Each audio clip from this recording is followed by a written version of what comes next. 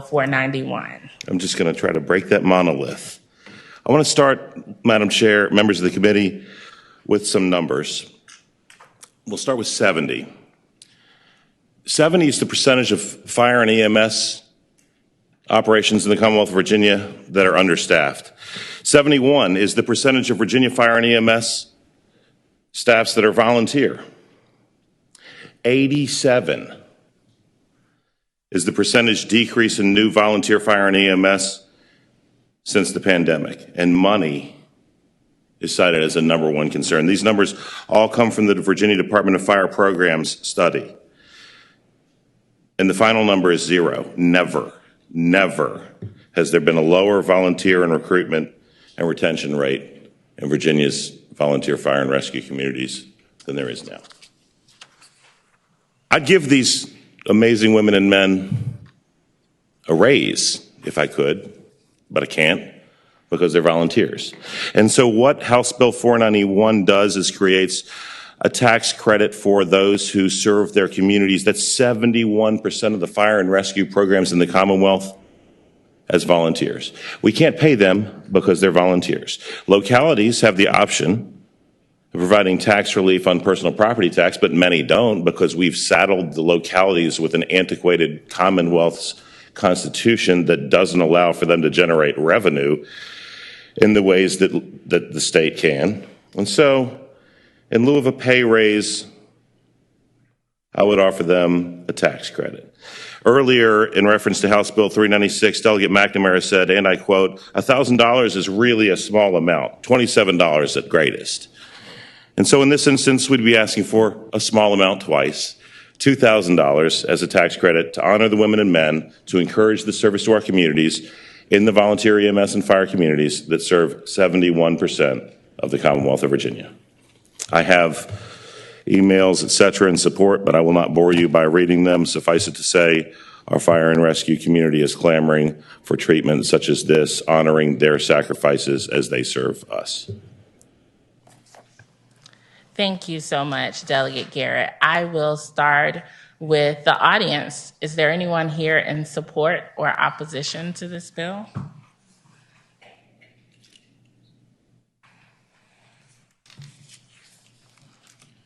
Thank you, Madam Chair. I'm Ed Rhodes. I represent the Virginia Association of Volunteer Rescue Squads, which is made up of 300 individual agencies plus about 20,000 individual members. EMS, most volunteer EMS agencies have requirements built in where they have to pull a certain number of duty hours a month. Some of it's 12, some of it's 24, some of it's weekends, but that's an assigned duty shift.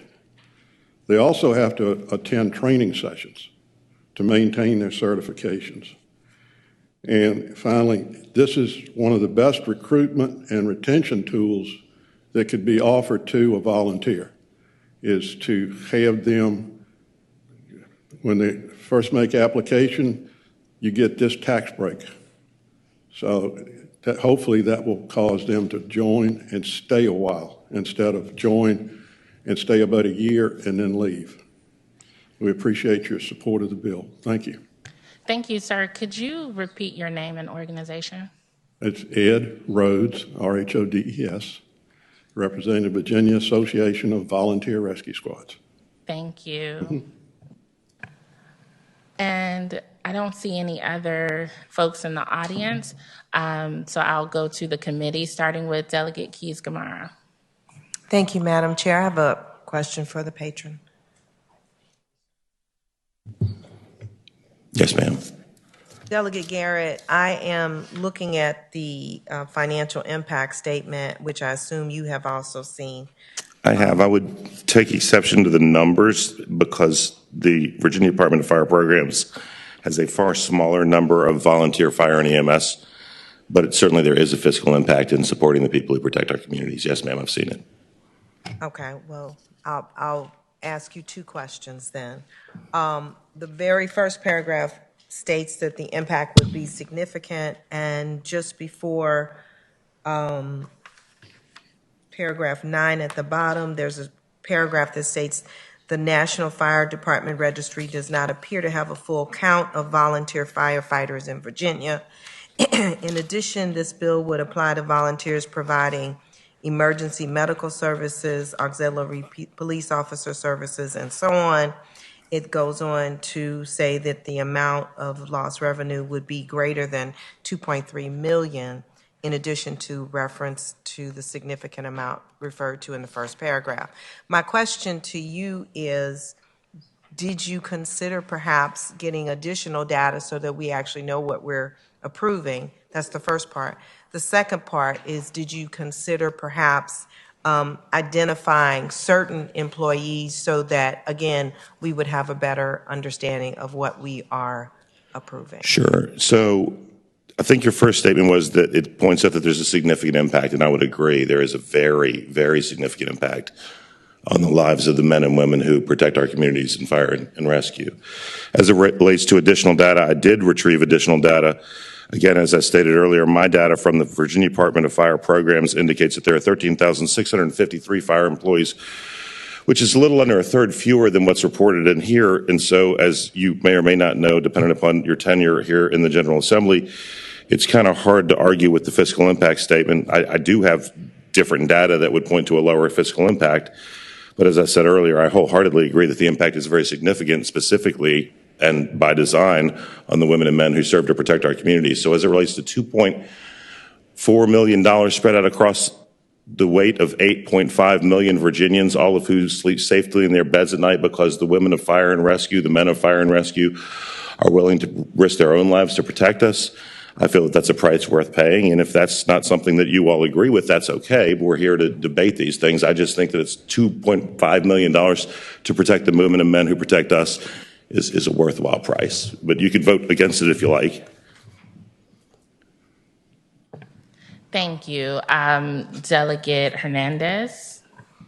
Thank you, Madam Chair. Just a quick question of clarification for the patron. Is the way this is set up, if someone has no tax liability, would this still kick in? Is it a refundable? No, it's a tax credit, so they would need to file and itemize. And I think, frankly, that if there's a soft spot on this bill, you found it. I would like to find a way to make this open to more members of the fire and rescue community. This is what was brought to us. I like this. I would be delighted to work with someone going forward to find a way to treat our volunteers correctly, because we're not. And I mean, you and I, everybody here knows somebody whose life has been saved by volunteer fire and rescue, I would think. It's certainly in the community that I'm from, we do. So that's something I think that might be a get your own bill circumstance, but I am very sympathetic to your argument. I think you make a fair point. Thank you. Next up, I have Delegate McNamara. Thank you, Madam Chair. So let me touch base a little bit. Let me touch base if I can. I'm not sure I want Delegate McNamara on the mic.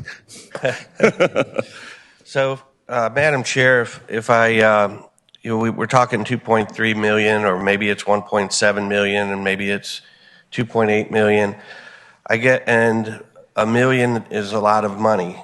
But let's think of it in terms of our budget.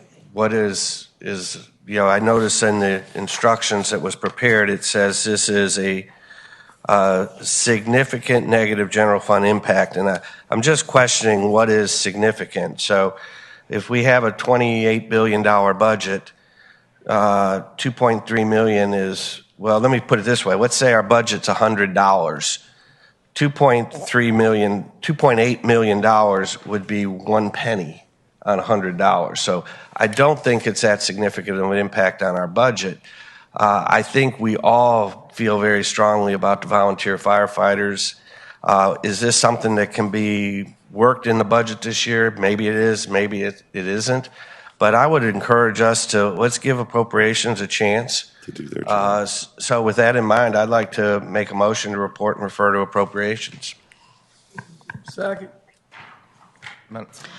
Delegate Watts, would you like to speak to the motion? Speaking to the motion, I'm sorry. Delegate McNamara, we always have things in common.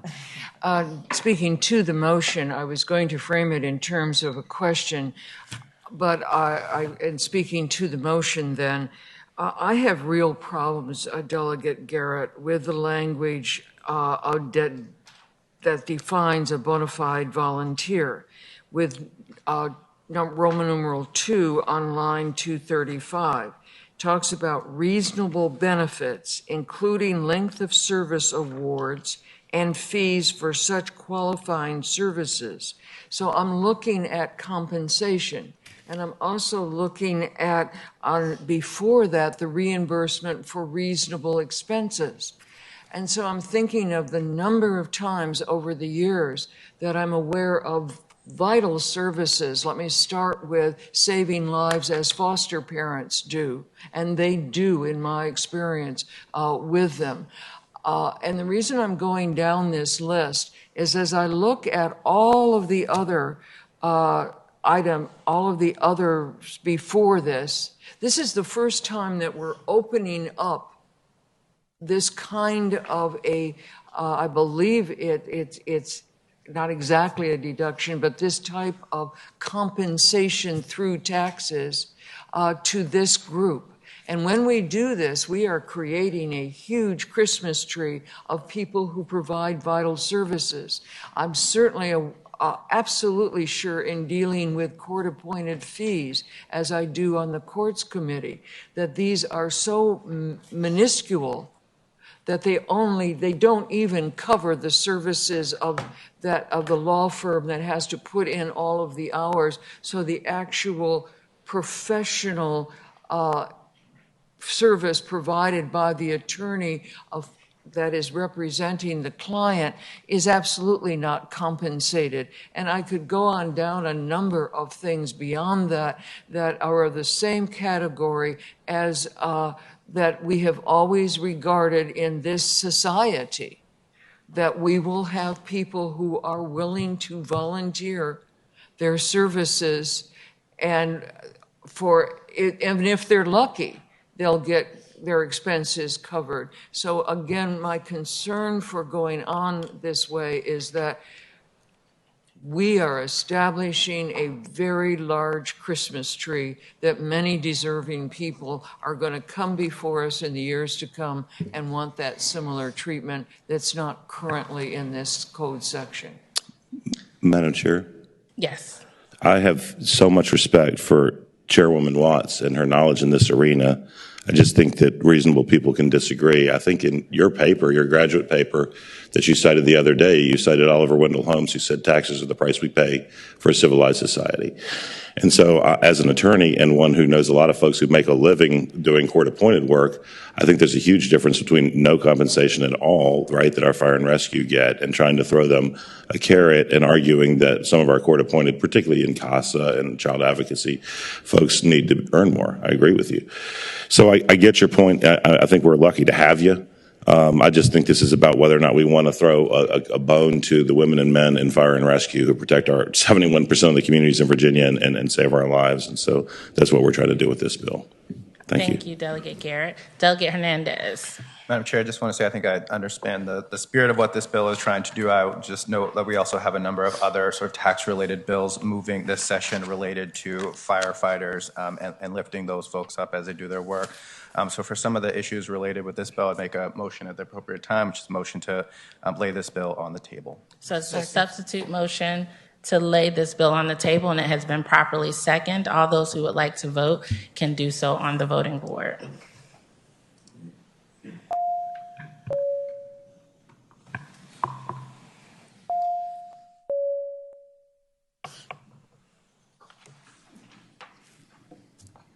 And it looks like this bill, House Bill 491, is tabled on a vote of 5-3. Thank you, Madam so Chair, much, members of the Delegate subcommittee. Garrett.